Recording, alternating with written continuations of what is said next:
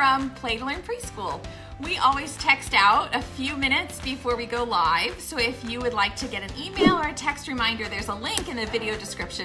You can sign up and we'll just send a quick like, hey, we're going live in a minute. And it actually means like 20 minutes or 10. I'm afraid it was like a full 30 minutes today. There was a reason. We had a few technical issues. Reed, I forgot to plug the iPad in overnight and the battery was at 0. So we're on Jamie's phone and it's Jerry rigged up to something. We think it's gonna pop off in the middle of this. So. Let us know if you can hear us, because we don't know if it's working. Hello. Hey, Kristen, it's good to see you. Today we thought we would share 5 more ideas for a circle time activities for plants or flowers unit. 2 days ago we did how to introduce this unit with real objects. And that is the most important thing to remember, that whenever we're doing circle time, you want to bring the objects with you to circle time so they can touch them and see them and smell them and experience them in a very tangible way. And so we've been doing that every day. I actually have a funny picture to post to Instagram later today of the remnants of our circle time this morning. 3-year-olds and flowers. Poof, petals everywhere. There's leaves and stems and pieces of carnations. It was like carnage. Flower confetti all over the carpet.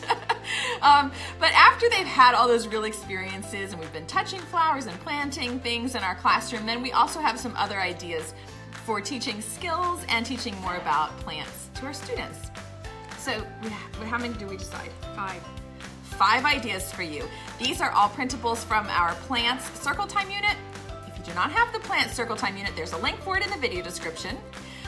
We're going to give one away to somebody who comments today. So leave a comment and we're going to pick one at the end of the day and we'll send you the unit. If you tag a friend in your comment and you're the winner, we'll send it to both of you. What do you think of that? So tag your friends, your preschool friends. Anyway, if you do not have the unit or it's not in your budget right now, you don't want to buy all the printables, hopefully, Gemma always says. I always say there's a way to figure it out yourself. So if you really don't want to buy it, it is easy just to buy it. It is easy to buy and print. If you don't want to or you don't want to use you can just take the ideas. You can just write it on a piece of paper and it's okay.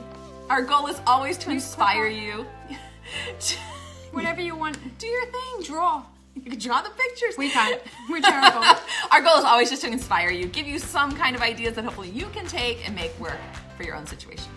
All right, so idea number 1 is to talk to the kids. Look at us with our technical board. Put it on a piece of poster board for you.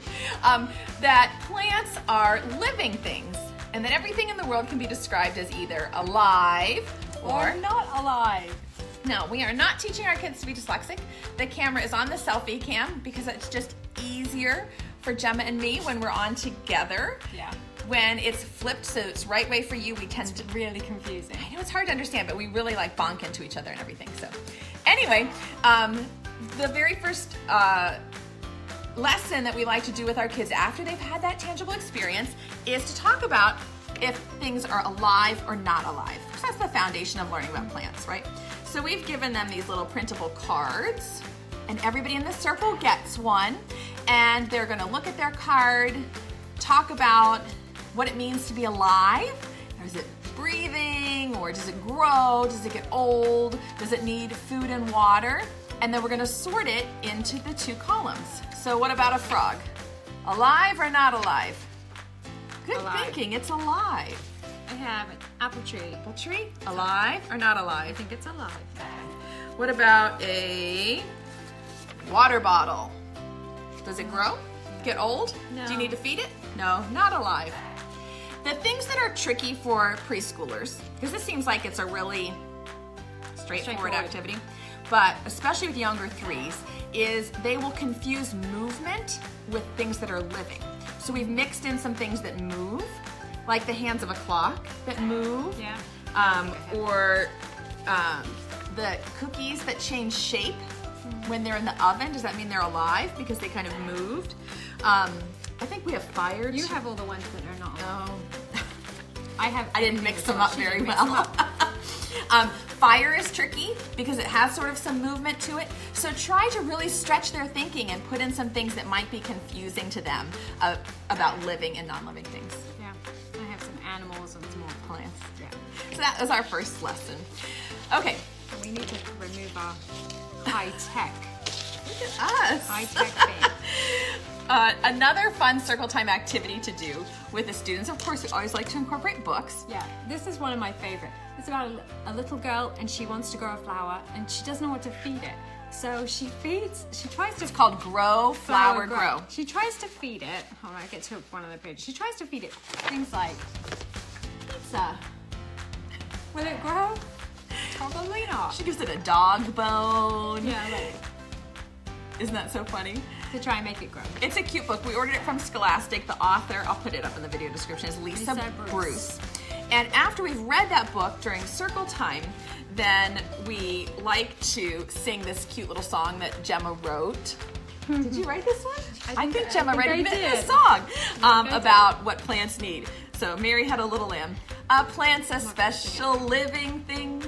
You just write the songs, you don't sing the songs. Living thing. A plant's a special living thing. It makes its own food. It doesn't eat breakfast or lunch. Breakfast or lunch. Breakfast or lunch. It doesn't eat breakfast or lunch. The leaves do all the work. Okay. Nice song, Gem. Okay, so this is the thing that you follow it up with. It's very similar to the Alive, Not Alive, so they should know the format of how this goes. Is it going to help your plant grow? Yes. She's a lyricist. It won't help the plant grow. So we want to know, does a plant need these things to grow? These are probably not sorted out very well either. No, probably not. I'll mix them in. So they're going, again, each kid in the circle gets a picture. Does the plant need rain? Yes. How about soda? No. I think she tries to give it soda. She does in the book. How about a bone? No. How about a cookie? No. How about sunshine? And so the kids are going to sort things the plant needs to grow and things that are not going to help it grow. Another fun activity, and we love to incorporate books. And that book is so cute. It's really a really good book. I think it was republished. I think it used to be called Fran's Flower, and then it got republished as Grow, Flower, Grow. So you could look on, I'll leave a link. She leaves the link. Then I love to ask the kids one day during circle time, have you ever eaten a plant? She loves your sweet, humble self. Thanks, Lisa. Thanks. Oh, that's so funny. Way to go, Gemma. You guys are so nice to me. So sweet. And of course, your preschoolers, if you ask them, have you ever eaten a plant? They say, no way. That's yuck. gross. I wouldn't eat plants. You know, because they're thinking of like their yard or flowers. Yeah. And so we like to talk to them about how you actually have to eat lots of plants to keep your body healthy, and that we can eat all of the parts of the plant. And they're usually like, oh, gross. So we will put out a little taste test at circle time with different parts of the plants. So we might say to them, you know, you can eat the leaves. Which one is that? Leaves. It's been a long time. And we have a little, you know, taste test of some leaves that they can eat. We haven't got them out now because obviously everyone's it's the end of the gone day. home. But we have some plastic ones, not as tasty. Here, kids. But they probably have tried to chew it before, so gross. We can actually eat the flowers of some plants, like broccoli and cauliflower. I couldn't find any. We can eat the stems, And I have give them a little plastic taste of some celery. Give them some real celery. We can even eat the roots that come out from underneath the ground, like carrots and potatoes. I don't have a potato, I have an onion. I wouldn't give that as a taste test. That would be The gross. kids would be like, never again. But you could show them an onion. You can show it to them. You can even eat some seeds, like peas and corn and nuts and beans. And of course, you eat the fruit, which is part of the plant. And so we'll have a little taste test for the students so they can taste different parts of the plant. And then the kids are usually like, go home. You'll never guess what we learned at preschool today. Did you know you can eat plants? And the parents are like, wow, you're so smart. What is next? Behind us? Let me do this. You want to do that one? Okay. So another thing that we like to do, especially with our pre-K students, which are the kids who are primarily 5 years old and are getting ready to start kindergarten in a couple of months, is practice concept of word. if you've been in other videos, we talk about this a little bit. Concept of word is the understanding that a word is a group of letters with a white space at the beginning and a white space at the end. And I know that sounds so obvious, but to kids who don't understand the difference between a word, a letter, a sentence, a paragraph, understanding what a word is, what that unit of letters is such a watershed event in their literacy development. And so the way to practice is to give them memorized text that they just point to. Just practice pointing to each word. Kids who don't do this well will point to each letter, like flower, right? Or they'll go slide. But if you've practiced a lot with pointing to words, then when you do a pocket chart like this, they'll get that essential concept of word practice that they need in order to become readers. So this is a very simple color word counting pocket chart that they can point to practice concept of words. So I'll show you how it works. Let's see if we can do this. Okay, so I'm gonna slide it like this. I'll do this for you because we love you guys. Watch here, I'm gonna flip it for you so it looks right. Come on. Okay. Here we go. So the pocket chart looks like this. I see one red flower. And then there will be a pile of flowers, and the kids add them to the pocket chart. But the important part, there's two things that they're learning. Whoop. First is to point to each word like I showed, and second, like Gemma's showing, is to count and match the right number of flowers. So I see 2 orange flowers. I'm gonna put my 2 orange flowers up here. I know it doesn't fit right there. This way it does. I see 3 yellow flowers. Kids who do not have good concept of word are going to do this. I see 1 red flower. I see 2 orange flowers. Or if you've been practicing pointing and they don't quite have it yet, it's going to look like this. I see 2 orange flowers. They can't match their speech to print yet. And so they just need lots and lots of practice pointing to their words as they speak. Okay, I gotta go back so we don't bonk into each other. Hold on. Oh, sorry. Okay. Here we go. Hi, you guys. Remember to leave a comment, and we will choose somebody who's in the comments and send you the plants unit tonight. If you tag a friend in your comment and we choose you to be the winner, you both get the plants unit. So make sure you leave a comment so we know you're here. Okay, the last thing that we're going to show you is a carpet game. We play this a lot, and the kids often pull it out by themselves too and do it with each other. I wrote this too. You're so amazing. I know. You are a poet, Crazy. a lyricist. I don't know about that. I mean, like, your talents are never ending. You're not even going to say it? Oh, okay, so I'm going to show you first. So, Show you. we have this printed out just so that we can remember it. I'll read it to you in a second. But what I do is I lay it out on the carpet and I have the kids say the number and the color as I lay it out. So, number 1, red.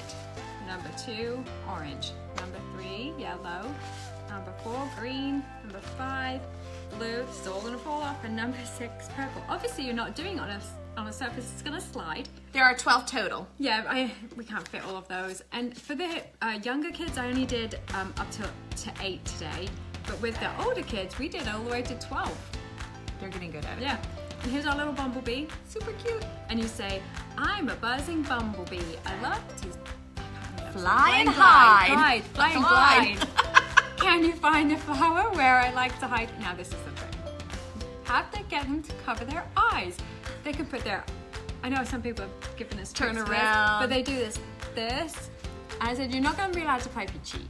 Cheaters. Cheat. I don't say it like that. no. You have to hide your eyes, or you'll know where it is. What's on your belly button? And they all look down they and look quick down and you slide quick it under.